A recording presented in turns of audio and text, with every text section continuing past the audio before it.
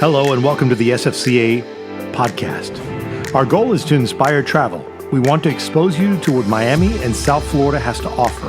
From Key Biscayne to Coconut Grove, South Beach to Calle Ocho and everywhere in between.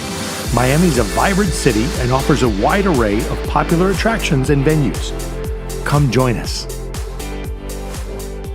Hi everyone. Once again, we're here with the amazing Captain Mo Estevez from Miami, bonefishing.com here on Concierge Confidential. Captain, how are you today?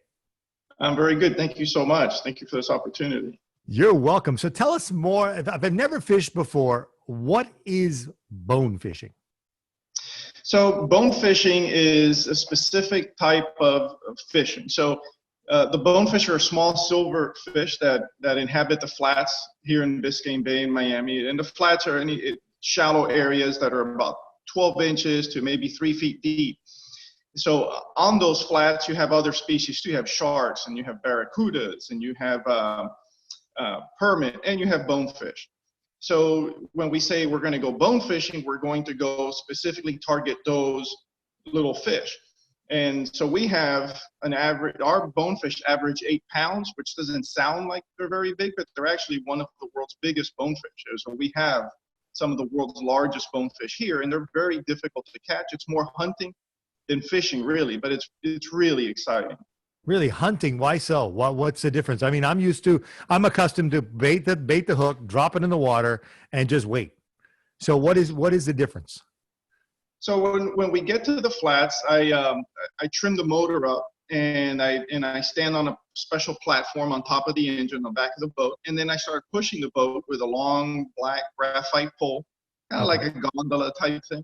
Okay. And so we need to be really careful, and I'm just pushing the boat in areas that I know that there's bonefish, and we're just looking for them. We don't do anything at all until we spot the fish, and then when we spot the fish, we have to make a long, accurate cast in hopes that everything works out. And if you hook one, that fish will run 50, 70 yards at 30 miles an hour. It's really exciting. Cool. So what's the average? Once you hook one, how long does it generally takes to reel in? Because I know the bigger boats, it takes anywhere from 30 minutes to an hour to tire the fish out. So what's the strategy with bone fishing? So the bonefish will make a really long run, and then they make progressively shorter runs because they get tired, especially now in the summertime where the water is hot, contains less oxygen, they tire out quicker. So a 10-minute fight is pretty typical for them. We do have fish that'll take an hour and a half to land in the bay, like big tarpon, that'll be 150 pounds. But on the flats, those bonefish are really hard to catch, are really fast, but thankfully, the fight isn't grueling like an hour. It's about 10 minutes or so. Now, are they individual? Are you see them individually, or are they always in schools, like in packs? The larger the fish, the more solitary they become, but usually you see them in schools anywhere between 3 fish to 15 or 20 fish.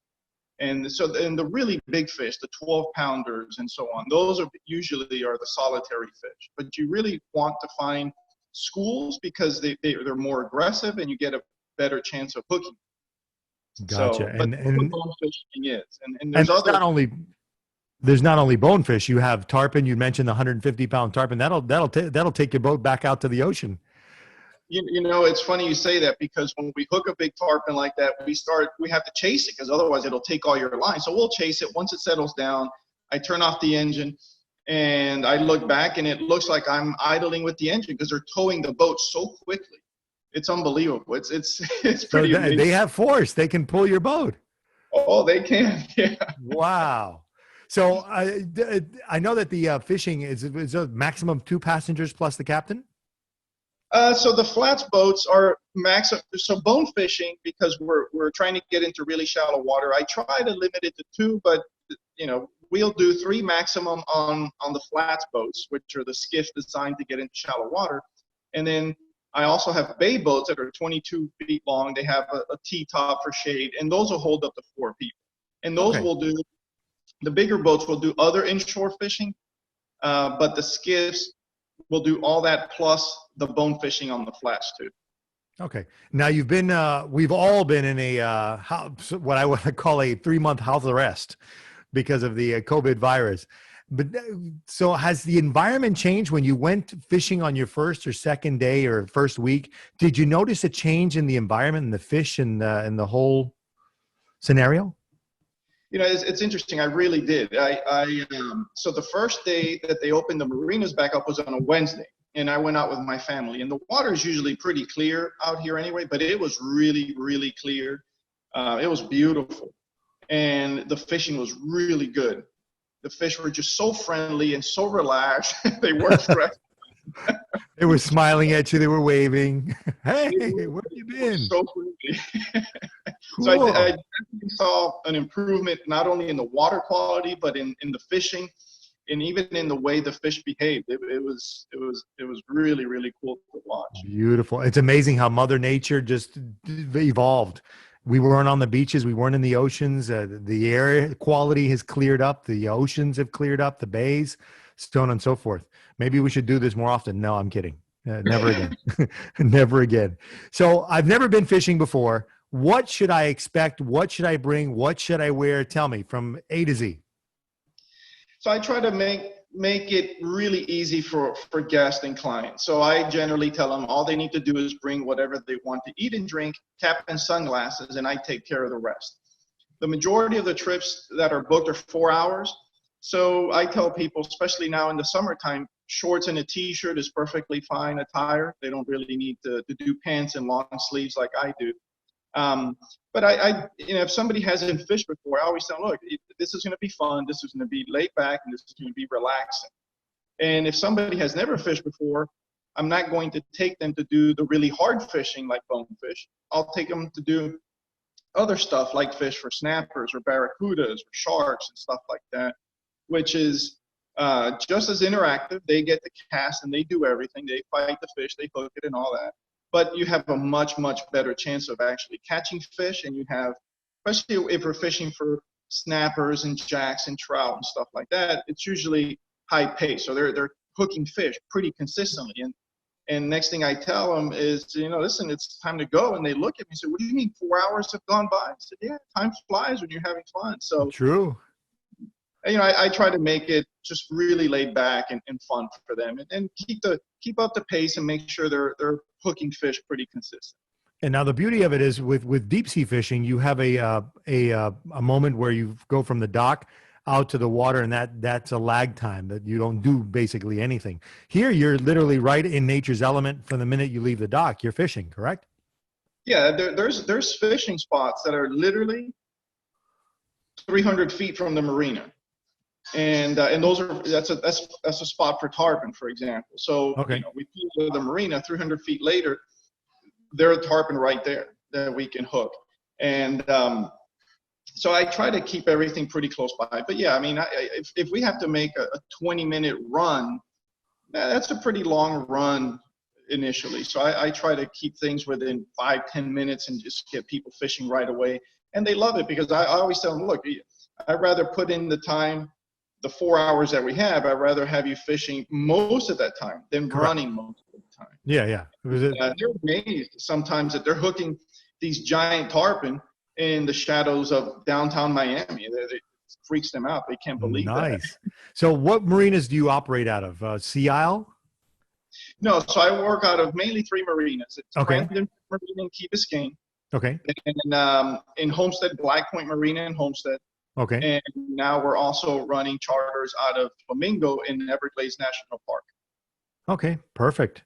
And do you do any back fishing in the Everglades at all, or just in the Bay? No, in the past it was just the Bay. It was just Biscayne Bay, but now we're doing Everglades as well. As a matter of fact, I just came from the Everglades yesterday, and it was a lot of fun.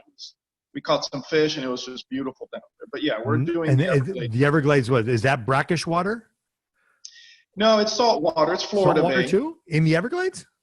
Oh, yeah. So if you look at a map of Florida, and you look at the very southern tip, that's the Everglades. That's where we're fishing right there. Okay. And then where would someone meet you to go fishing in the Everglades? That's generally going to be in the Everglades Visitor Center, right at the entrance. Okay, so that's now just south of or west of Homestead? Yeah, so you get off the turnpike in Homestead, And right where the turnpike turns into US 1, you make a right, and then you just follow the signs. It's a pretty long drive, but it's well worth it. No, definitely. Yesterday we were fishing, for example, and we saw maybe 3 boats the whole trip. It's completely different environment. It's wild. You see flamingos, crocodiles, manatees, dolphins, sharks, rosette spoonbills, eagles. I mean, it's just unbelievable down there. It's beautiful. Now, the question: if you're fishing in the Everglades, you catch a fish. Have you ever had an alligator or a crocodile come and grab your fish like while you're reeling it in?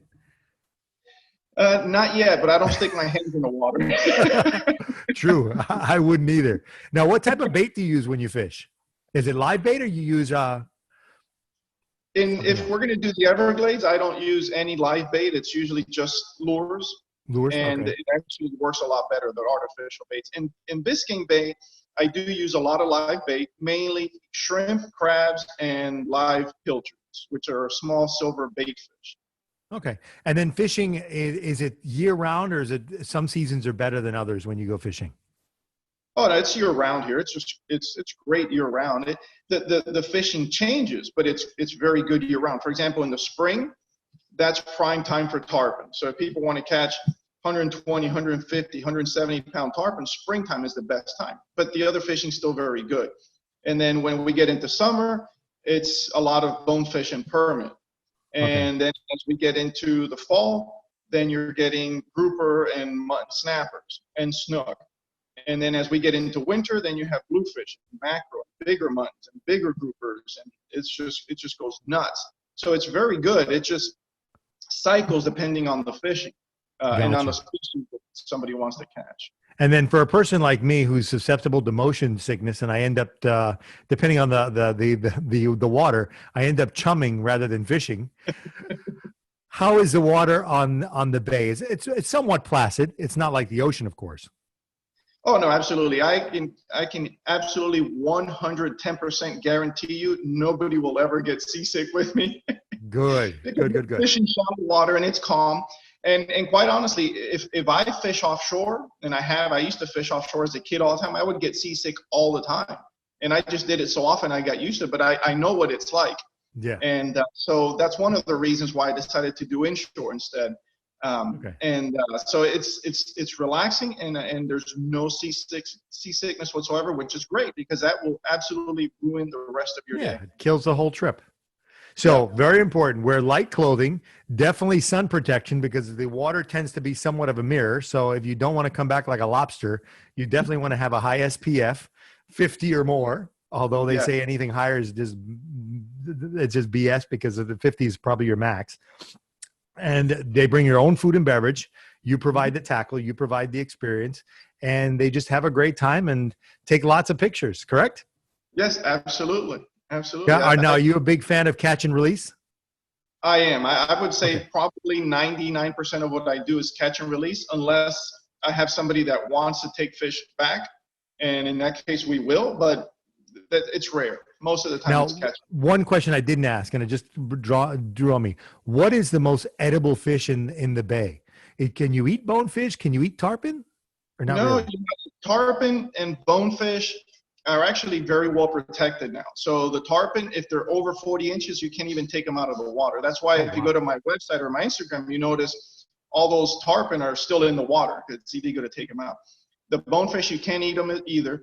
As a matter of fact, the University of Miami did a study some years ago, and through their studies and all that, they extrapolated, they concluded that during the course of one bonefish's life, they generate $25,000 to our local economy.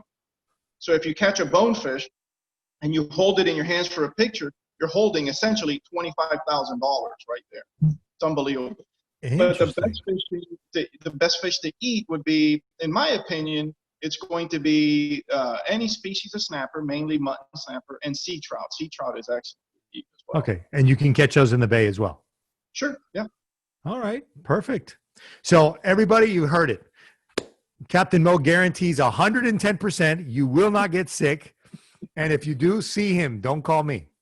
And if you want to book, you definitely want to go to the website. It's called MiamiBonefishing.com. Captain Mo Estevez, thank you very much for your time.